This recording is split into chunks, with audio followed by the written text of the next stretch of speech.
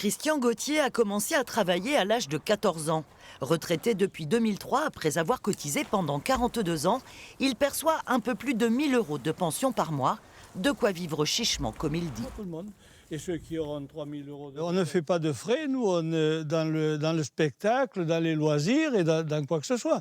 Donc, on est propriétaire de notre maison, on ne paye pas de loyer, on se chauffe au bois pour le moment. On fabrique le bois de chauffage, mais ça peut ne pas durer éternellement. J'ai 80 ans et demi, donc je ne sais pas pendant combien de temps je pourrais faire le bois encore. Je pense que c'est une honte qu'on a traité toujours les agriculteurs en parents pauvres et qu'on n'a jamais tenu compte de ce qu'ils ont fait pour la société. Et ça continue.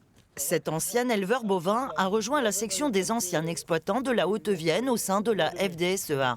Ce syndicat pointe du doigt les lois Chassaigne et la dernière revalorisation en date. Au mois de septembre, le président Macron avait parlé d'une revalorisation des petites pensions de 100 €.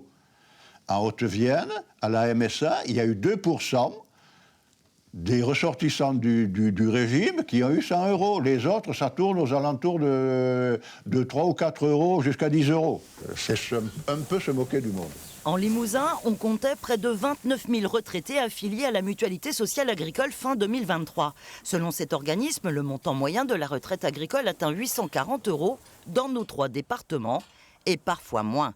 Comme pour cette ancienne chef d'exploitation, autrefois aide familiale et conjointe, dont la retraite s'élève à 790 €. Je ne savais pas, je ne m'attendais pas du tout à ça. Je me dis qu'aujourd'hui, les jeunes d'aujourd'hui qui partent dans le travail, ils seraient comme moi, je ne sais pas s'ils voudraient le attaquer, pour dire si je dois après finir ma carrière et avoir que ça pour vivre, ça vaut pas le coup de se lancer là-dedans. C'est décourageant. La prise en compte des 25 meilleures années à compter de 2026 est au cœur d'une loi promulguée l'an dernier, mais ses modalités d'application demeurent floues.